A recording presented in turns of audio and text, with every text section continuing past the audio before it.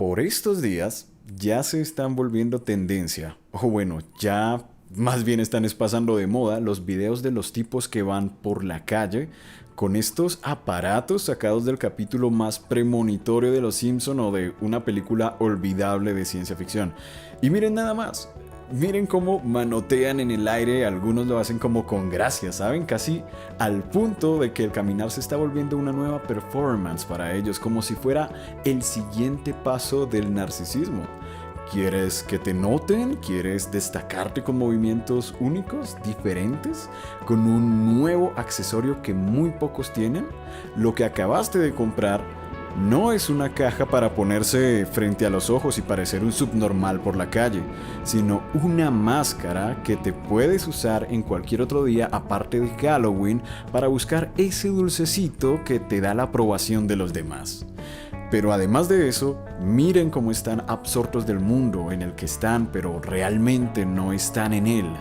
Y ya de por sí llevamos años debatiendo sobre si el celular nos va a volver estúpidos o nos está volviendo estúpidos. Pero ¿qué va a pasar con esto ahora? Bienvenidos al Florentino. La realidad virtual no es un concepto nuevo que haya aparecido esta semana, ni mucho menos que Apple se la haya inventado. De hecho, las definiciones de lo que es la realidad virtual son variadas de autor a autor y además pueden ser complejas de definir porque engloban conceptos variados como el de realidad extendida, realidad aumentada, realidad mixta. No vamos a entrar en detalle en cada uno de estos conceptos, de estas definiciones, pero si me tuviera que quedar con una definición global de lo que es la realidad virtual, sería esta que dice que la realidad virtual puede ser vista como una forma avanzada de interfaz humano-computadora que permite al usuario interactuar e inmersionar en un ambiente generado computacionalmente de una forma natural. Que en palabras castizas puede ser desde el videojuego de computador donde puedes crear una versión nueva de ti mismo o jugar a ser Dios con otros humanos virtuales, como en el caso de los Sims, hasta un nuevo mundo virtual donde ya no se necesita un control, sino el propio cuerpo interactúa directamente. Y ya sé lo que están pensando y por si acaso, no salgas con robots. La realidad virtual hoy nos parece algo totalmente tecnológico, algo de nuestros tiempos. Sin embargo, si pensamos en el formato o en el factor inmersivo que plantea, esta idea es mucho más vieja de lo que creemos. Podríamos de alguna forma remontarnos incluso hasta el mito de la caverna de Platón o los teatros de sombras, tal vez. Pero más plenamente podríamos hablar del siglo XVIII con Robert Barker, un pintor irlandés que tuvo la idea de crear pinturas en 360 grados, a la que llamó panorama, y que abarcaban un cuarto, un lugar completo de piso al techo, tal vez buscando el meter a la persona dentro de la obra, dentro de la pintura, algo muy innovador para su tiempo. Y es que anatómicamente se puede generar el efecto básicamente de estar en otro mundo cuando se llena todo el campo visual. El cine mismo casi que también es un intento de meterse dentro de la obra, dentro de la película, pero siempre como espectador, siempre faltando la interacción con la obra y por más grande que sea la pantalla, siempre falta algo para estar completamente inmerso. Incluso si fuera un cinedomo como algunas pantallas que existen como el de Maloca aquí en Bogotá, o los proyectores de algunos planetarios, siempre uno puede mirar al piso, al lado y se va a romper la ilusión. Así que, ¿cuál es la respuesta más obvia si lo que se necesita es ocupar todo el campo visual? Exacto, no es hacer una casa más grande, sino llevar el mundo virtual, la caja, directo a los ojos. En 1960 se hace el primer dispositivo de montura de cabeza o HMD llamado Sensorama, patentado por Morton Haley, que se presentó como una cabina que no solo contara con una experiencia visual a color, sino también auditiva, olfativa, con viento, con todo, mejor dicho, que al verlo me recuerda mucho a esa máquina de simulación de Rick y Morty, ese videojuego que tienen. Y bueno, ya de ahí en adelante ya no se le vuelve a prestar mucha atención a la realidad virtual.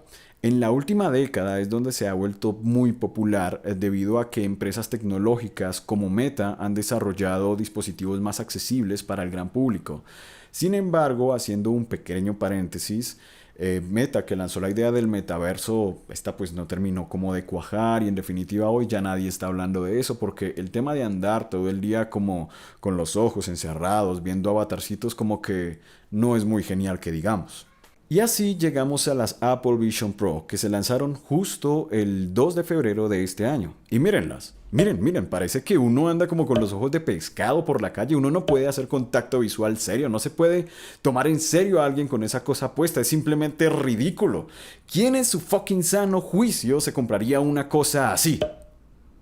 Ah, claro, sí, se me olvidaba. Se me olvidaba que todo lo que tenga el símbolo de la manzanita se va a vender como pan caliente. Es que lo que tenga ese símbolo, hasta mierda te venden con ese símbolo. Y es que miren nada más cómo iba subiendo la acción de Apple. Ese 19 de enero que fue la fecha de la preventa. Por cierto, yo no soy financiero, pero pensaría que se sacó a la preventa en viernes para evitar que cayera tal vez la acción en fin de semana y se viera todo el repunte en lunes, que es lo que pasó en viernes. Cerró a $191,56 y el lunes abrió a $194,62. El movimiento de subida viene incluso de días anteriores, desde el 17 de enero. Eso sí, para el día del lanzamiento oficial, el precio de la acción ya había caído, llegando a $183,86 en la apertura de nuevo en el viernes. Y de pronto podríamos pensar que tal vez los inversionistas, después de ver cómo le iba la cosa en preventa, dijeron como, esto como que no va a ser muy bueno, mejor vámonos a comprar Bitcoin, quién sabe. Vuelvo a decirlo, este es mi análisis de mercado, es solo una mera especulación. Pero la pregunta aquí es, ¿por qué lo que vende Apple es tan exitoso y tan caro? De eso podríamos hacer un video completo, entero, pero no me gusta Apple, me da pereza. Pero entre varias de las causas podríamos decir muy a grosso modo que entre los factores que hacen exitoso a Apple está primordialmente el marketing, el mercadeo, la innovación. Desde hace años han logrado crear un nicho de mercado único y muy amplio en el que se le vende estatus primordialmente a la par que innovación. Y eso va desde la figura incluso de Steve Jobs, con la forma de llegar a su público, de presentarse, de su oratoria, de hacerse icónico. Es esa capacidad más de generar, más que una marca, un símbolo. Y cuando tienes el símbolo, le puedes subir el precio tanto como quieras a un producto que hacen en China. Y esto lo podemos ver muy claramente en el momento mismo en el que el mundo tal vez cambió para siempre con la aparición del smartphone. En junio de 2007 se presentó al mundo el primer iPhone. De ahí en adelante no hubo marcha atrás. Si ustedes son de pronto contemporáneos míos, recordarán que se pasó del BlackBerry o del Sony Ericsson al iPhone, los que se lo podían costear claramente, y después de eso las marcas, las empresas empezaron a competir. ¿Para qué? Pues para mantenerse relevantes en el mercado nuevo que se estaba abriendo, no se podían perder de ese mercado. El siguiente paso fue la aparición de diversos equipos smartphone, que de ahí en adelante empezaron una carrera que hoy por hoy vemos año a año con la aparición de nuevos modelos y funcionalidades que van dando esa sensación de progreso incremental. Es indudable que el smartphone abrió un gran abanico de posibilidades y nos da muchos beneficios que hoy disfrutamos, al punto que hoy técnicamente la funcionalidad de llamar es algo secundario, algo accesorio a lo que te puede brindar un smartphone, que te da muchas más funcionalidades.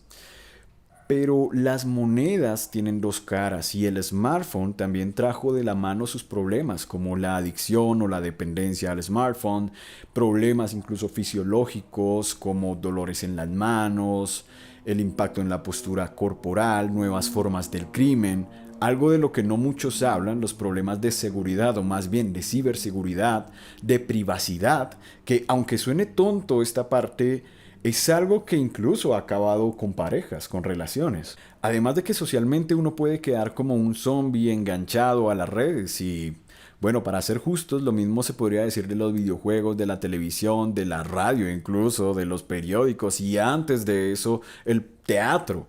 Sea lo que sea, siempre ha habido gente adicta a algo. Aunque me pregunto, ¿será que había gente adicta al teatro?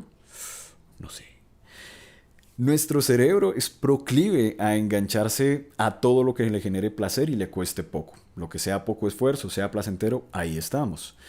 Aceptémoslo. Hasta incluso yo, mientras escribía este guión, tuve que pausar. Me demoré un montón mientras iba a ver el final de The Office, que no lo había visto nunca y estaba muy bueno. Y todo lo que tenga que ver con el cerebro, hoy por hoy, y creo que siempre nos ha preocupado, porque es la máquina central, es el cuarto de máquinas. ¿Y quiénes de ustedes no escucharon que si tomaban alcohol se les iban a quemar las neuronas, o que si miraban mucha televisión se iban a quedar ciegos, que si jugaban juegos violentos se iban a volver violentos, y que con TikTok se van a volver pendejos? Bueno, ese tal vez sí. Y ahí uno se podría preguntar, ¿existe acaso una relación entre la estupidez y la tecnología? La respuesta corta es sí, pero es un proceso más complicado que eso. A esta altura ya es famoso el estudio sobre el efecto Flynn que se encontró en países nórdicos y europeos, con el que se encontró lo contrario de lo esperado al efecto Flynn, que si bien el efecto Flynn lo que describe es que el IQ de las personas iba en aumento generación tras generación, pues resultó que a esta generación actual se le detectó menos IQ que sus generaciones precedentes, lo cual claramente es preocupante. Eso sí, la inteligencia o la medida de la inteligencia es algo que puede ser muy abstracto, muy amplio, porque puede ir desde lo matemático, pasando por lo lateral hasta lo verbal y lo emocional. Pero estas medidas de IQ siguen siendo un punto de referencia importante. Y golpea aún más fuerte a los jóvenes, los niños, los adolescentes. Es preocupante por eso. Existe un estudio que muestra la notable mejoría que se obtiene luego de una restricción del uso del celular en adolescentes. En total fueron 14 adolescentes entre los 14 y 15 años a los que se les proporcionó celulares con solo la función de llamar y escribir mensajes durante 70 días. También el tiempo de exposición a las pantallas fue reducida a 1 hora entre semana y 2 horas en fin de semana. Se encontró en estos chicos no solo que tenían una mejor concentración, sino también mejor activación de la corteza prefrontal, lo que significa es decir que tenían una mejor activación cerebral, una respuesta mucho más eficiente del cerebro. Ya de entrada, esto nos está señalando que efectivamente el uso del celular incide en el cerebro, aunque esto directamente no es prueba de que te vuelvas más tonto. Pero aún hay más. Randy Fernando, que si no les suena de nada, fue uno de los creadores del documental del dilema social en Netflix y también fue cofundador del Center for Human Technology. Acuñó un término llamado degradación humana. Este concepto gira alrededor de la idea de que la tecnología nos ha vuelto peores seres humanos, más polarizados, menos atentos, en un mundo en el que literalmente se mueven millones y millones de dólares para ganar tu atención. No te pierdas, escúchame, quédate aquí conmigo. ¿Me estás poniendo atención? Para una entrevista en la BBC de 2020, describe la degradación humana como, sigue entre comillas, nosotros la describimos como algo cíclico. A medida que hemos ido mejorando y actualizando nuestras máquinas, hemos degradado a los seres humanos y debería haber sido al revés. Eso es algo que se repite constantemente. Cuando leí esto, no pude evitar pensar en el libro de Sapiens de Yuval Noah Harari, que por cierto es un hombre polémico y se puede hacer todo un video de él y su pensamiento, pero esto no es un video de él. En fin, al principio del libro, cuando nos empieza a contar nuestra historia, la historia de nuestro linaje, explica cómo es que el ser humano, en vez de desarrollar grandes músculos, desarrolló un cerebro poderoso que consume como el 20% de los recursos energéticos del cuerpo. Esto es bastante considerando la relación cuerpo-cerebro. Pero a cambio de toda esa energía, ese cerebro enorme y poderoso le ayudó a llegar a las soluciones que necesitaba para sobrevivir y finalmente dominar en el mundo hostil en que vivimos. El ser humano con su cerebro creó herramientas, tecnología, sacrificando en el proceso los músculos poderosos de un gorila, los colmillos para desgarrar de un mandril y el pelaje para soportar el frío. La tecnología nos puso a la cabeza, pero intenta sobrevivir en el bosque sin una cerilla. Es más, ¿sabes llegar al bosque sin mirarlo en Google? Porque yo no. Visto así, es como que la tecnología fuera ese truco del diablo que te ofrece el poder ilimitado, pero a un costo oculto y terrible que no ves hasta que ya es demasiado tarde y ya estás en el fuego del infierno, arrepintiéndote de tus pecados. Como ese cuento de los hermanos Grimm del pañuelo mágico, de El diablo en la botella, que transformaba todo lo que tocaba en plata. El chico se deja atrapar por el brillo de la plata, los excesos, de la fama, de las mujeres, hasta que su padre cae enfermo y antes de morir, sin poderlo ayudar, le deja solo una petición: que se deshaga del bendito trapo. Y cuando uno cree que el chico aprendió la lección, no. Decide quedarse cual Frodo con el anillo, con el trapo, pero el trapo después se le quema, lo pierde y termina loco creyendo que en la misma botella donde está el demonio va a conseguir otro y queda prisionero dentro de esa botella igual que el demonio. Y esto no es como para decir, dejemos todo atrás, vámonos a vivir al bosque, hermanos, vivamos felices, abracemos árboles y comamos bayas. No, pero no sé ustedes, a mí me surge la pregunta: ¿qué tanto más de nosotros mismos estaremos dispuestos a dar, a sacrificar en pro de la tecnología? ¿Estaremos dispuestos incluso a dejar de ser humanos? En este punto me pueden ustedes decir como, bueno, pero el problema no es tan grave, a lo mejor nuestra misma tecnología nos salva. ¿Alguna vez escucharon ese chiste del nativo digital y el guardar como? No.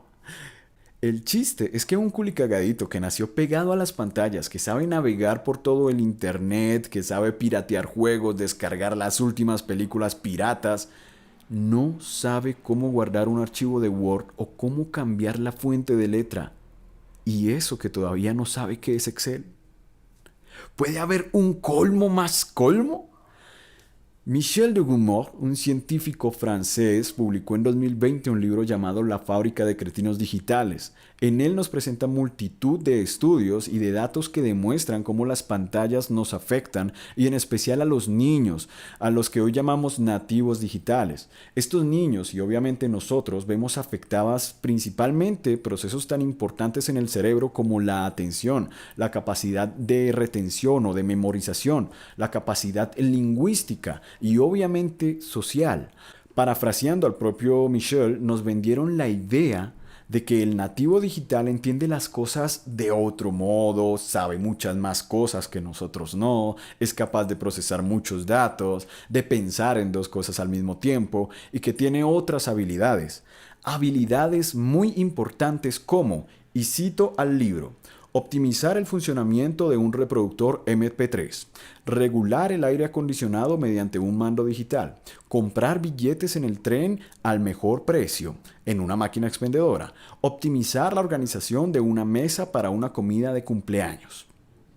Y eso fue parte de las conclusiones de un informe PISA que estaba midiendo no el éxito académico, sino la capacidad de resolver problemas de la vida cotidiana. Hablando de las pruebas PISA, si uno entra a su web y revisa sus datos, puede crear gráficas como esta, una gráfica sencillita que muestra el promedio internacional de los países de la OCDE midiendo rendimiento en las competencias de matemáticas desde 2003.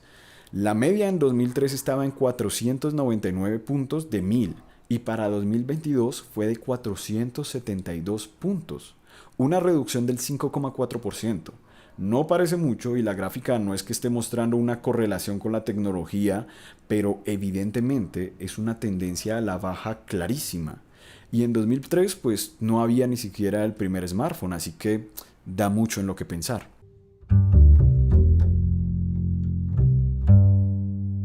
Además, el intelecto no es el único que se afecta por la tecnología, también nuestros cuerpos, nuestra salud.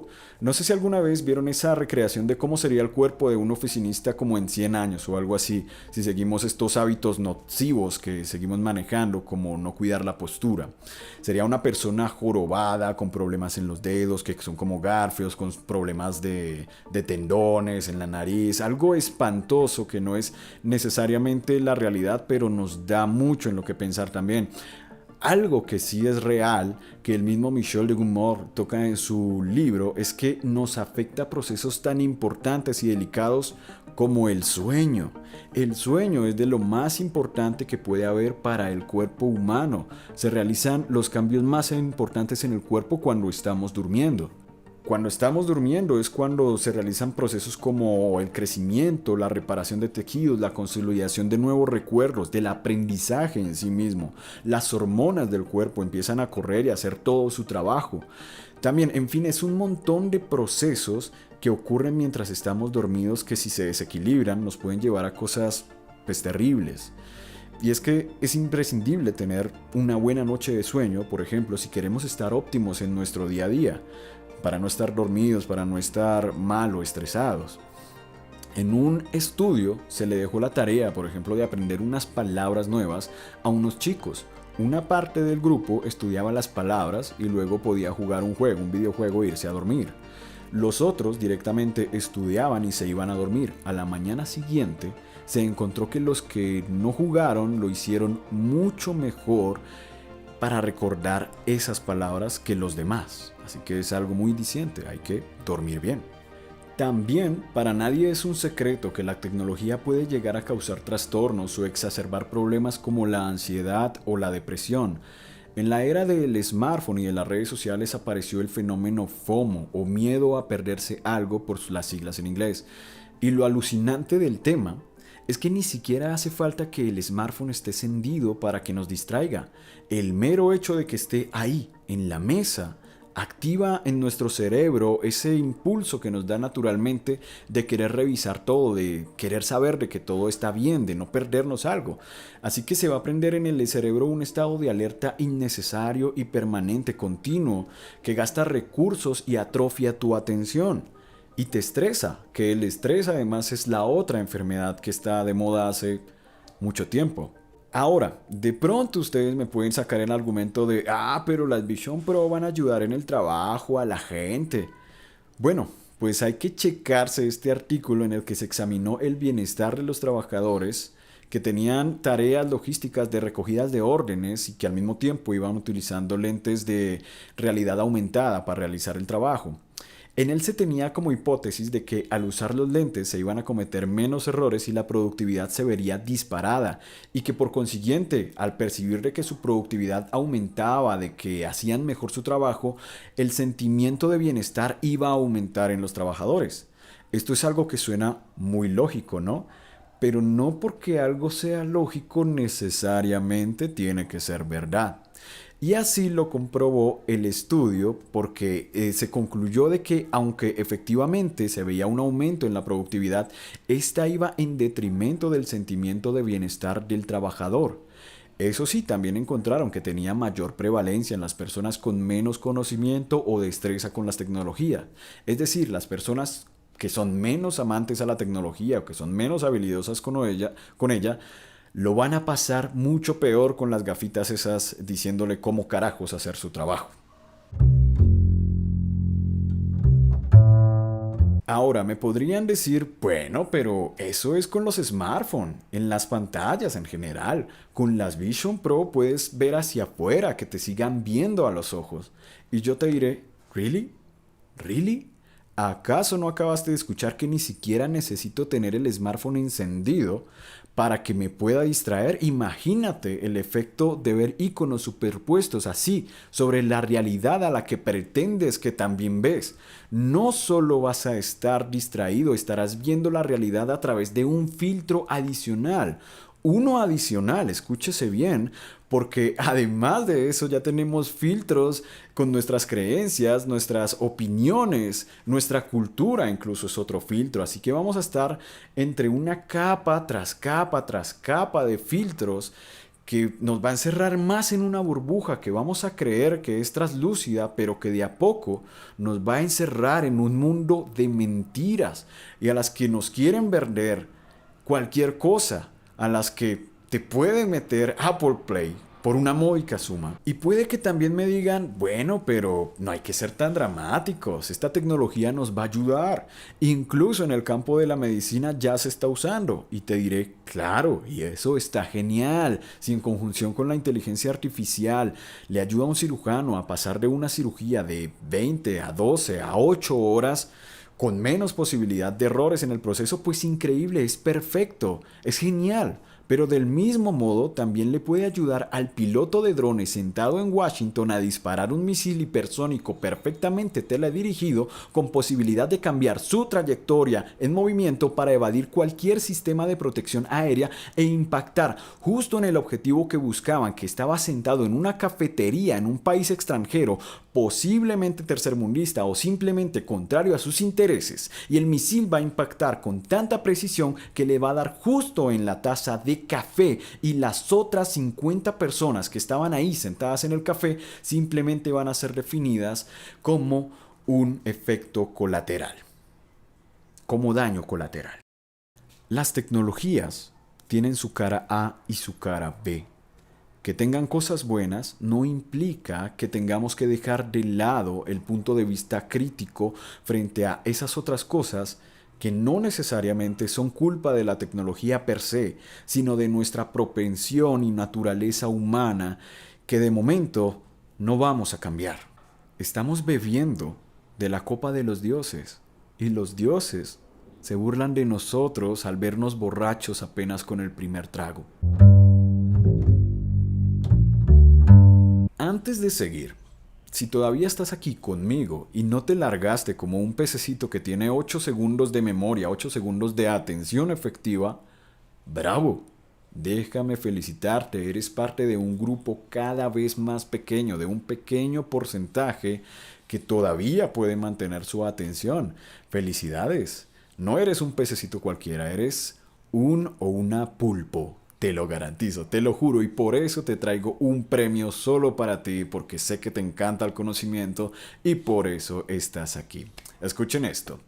C.S. Lewis escribió en 1943 un ensayo llamado La abolición del hombre. Les recomiendo mucho que lo lean porque sigue siendo vigente hoy en día.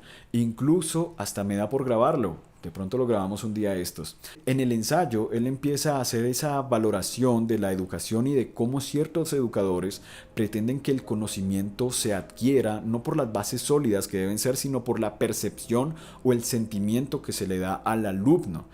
Asimismo, también llega a la conclusión de que el avance científico, si bien nos da eso, nos da avance, nos da progreso, es a un gran costo, como ya hemos hablado, y que confiere poder, pero solo a una pequeña clase privilegiada, los que él llama los manipuladores. Así nos escribe. Por consiguiente, no se puede plantear la cuestión del poder conferido a la raza como algo que se asienta con firmeza en la medida en que la raza progresa. Los últimos hombres, lejos de ser los herederos del poder, serán sobre todo los más sujetos a la mano mortal de los grandes planificadores y manipuladores, y serán menos capaces de ejercer un poder sobre el futuro. Él incluso da un ejemplo que me parece maravilloso. Si bien hoy por hoy tenemos aviones, electricidad, internet, lo que sea, tú no eres el dueño. Puedes pagártelo, si te lo puedes pagar, pues puedes utilizarlo, pero realmente nada de eso te pertenece y te lo pueden negar en el momento en el que prefieran. Lewis nos sigue diciendo: la conquista de la naturaleza, si se cumple el sueño de ciertos científicos planificadores, resultará ser el proyecto de algunos cientos de hombres sobre miles de millones de ellos. Ni hay ni puede haber incremento alguno del poder por parte del hombre. Todo poder conquistado por el hombre está bien un poder ejercido sobre el hombre. Todo avance debilita al tiempo que fortalece. En toda victoria, el general, además de triunfar, es también el esclavo que sigue al coche triunfal. El esclavo. Acuérdense de esa palabra, esclavos. No sé ustedes, pero eso es una sentencia premonitoria, una predicción más directa que cualquiera de las de Nostradamus. ¿Y qué pasan?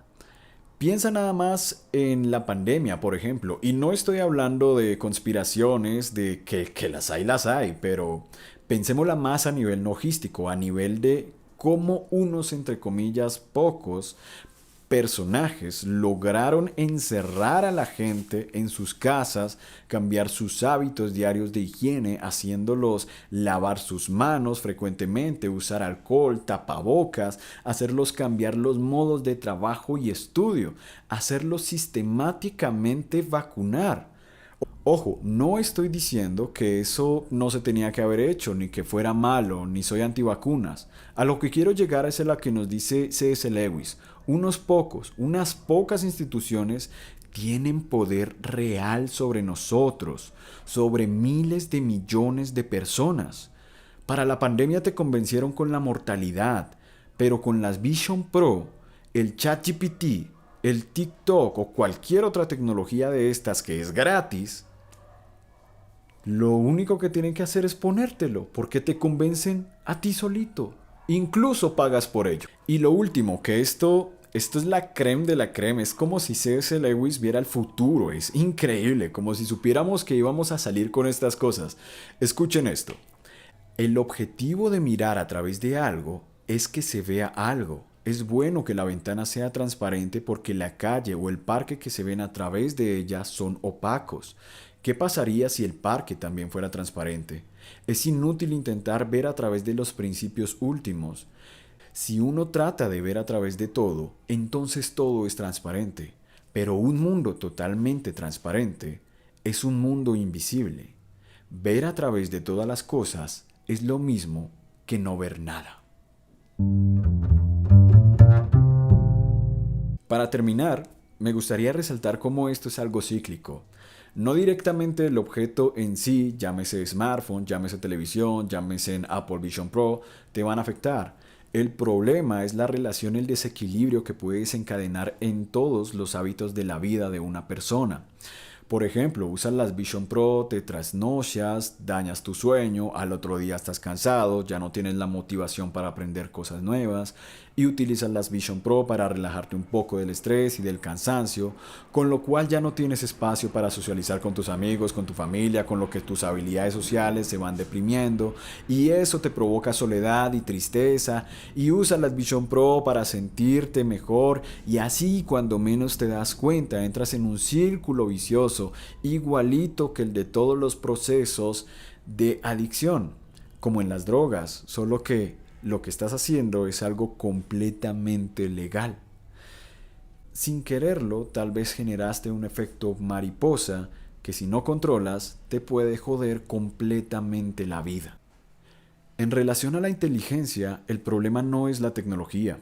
La inteligencia es algo multifactorial y si pensamos en el ejercicio de pensar, de razonar o de utilizar el cerebro para aprender alguna actividad en específico, se resume a eso, a un ejercicio.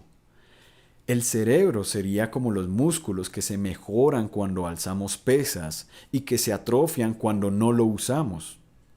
Y nosotros podemos pagar el gimnasio más caro con las mejores máquinas de última tecnología para esculpir nuestro cuerpo, pero los mismos resultados se pueden obtener incluso en casa o en un parque público. Aún así, sea como fuere, tienes que ponerle tu parte, tienes que poner voluntad para mover el culo e ir a entrenar y conseguir los resultados, porque también puedo tener la suscripción a ese gimnasio increíble con mi entrenador personal y todo lo que yo quiera, pero si voy al gimnasio es a verme al espejo, a tomarme fotos o a no hacer los ejercicios que me dicen, pues no voy a hacer nada y el único contento va a ser el dueño del gimnasio que sigue facturando. Y con las Vision Pro o con la herramienta tecnológica que sea, va a ser lo mismo. O las uso a mi favor y de manera inteligente, o ellas terminan por usarme a mí. Y hablando de herramientas, es bueno tener un buen cajón de herramientas, claramente, pero a veces solo basta con un martillo, un destornillador, una llave y un taladro, y ni siquiera tienen que ser de marca. Escojamos bien las herramientas y no nos permitamos por nada del mundo volvernos esclavos de ellas.